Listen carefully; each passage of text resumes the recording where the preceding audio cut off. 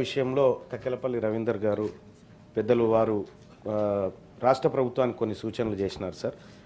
So ఇక్కడ రాష్ట్ర ప్రభుత్వం కూడా సరైన చర్యలు చేపడతామనేటువంటి ఒక మాట చెప్పింది సార్. గత అనుభవం ఒకటి చిన్నది ఉంది సార్, దాన్ని చెప్తాను సార్. దయచేసి 2014 నుంచి 24 వరకు సార్ దాదాపు ఈ 17 ఉన్నాయి సార్ నా దగ్గర.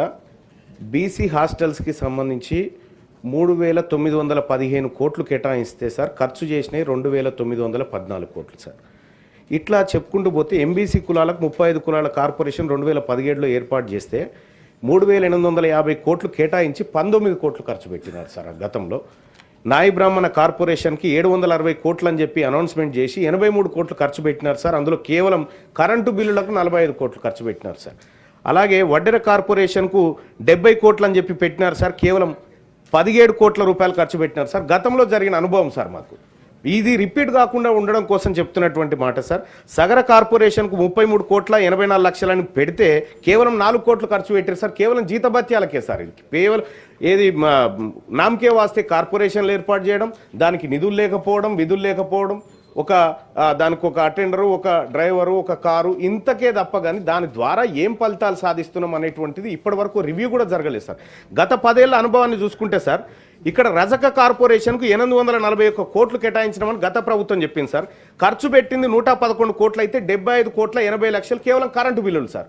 ఇంకా రజకులను ఉద్ధరించడానికి ఇక్కడ చేసిన గొప్ప కార్యక్రమాలు ఏం కనిపించట్లేదు సార్. ఇంకా అంతేకాదు సార్, వాల్మీకి బోయలకు 35 కోట్లు ఖర్చు పెడతామని చెప్పి 5.98 కోట్లు ఖర్చు పెట్టారు సార్. ఇక గౌడ కార్పొరేషన్కు 186 కోట్లు ఖర్చు పెడతామని గతంలో చెప్తే కేవలం 18 కోట్లు ఖర్చు పెట్టారు సార్. ఈ రకంగా సార్ పోయిన గవర్నమెంట్లో అదే అన్యాయం జరిగింది సార్. ఈసారి ఉన్నటువంటి కాంగ్రెస్ పార్టీ ప్రభుత్వం దయచేసి 14 to 24 డేటా చెప్తున్నా, అంతకంటే ముందు ఇంకా ఆయన తగ్గతి లేదు. అయితే ఇప్పుడున్నటువంటి ప్రభుత్వానికి నేను చేసేటువంటి సూచన ఏంటంటే సార్, ఏదైనా చెప్తే చేయండి సార్. కేవలం కాగితాలకు పరిమితం అయితే దానివల్ల మా బీసీలకు వచ్చే ప్రయోజనం లేదు. కేవలం ఈ సభలో చర్చించుకోవడానికి తప్ప దేనికి పనికి రాకుండా ఉంటుంది. ఓ స్పష్టత ఉండాలి, ఓ టైం బౌండ్ ఉండాలి.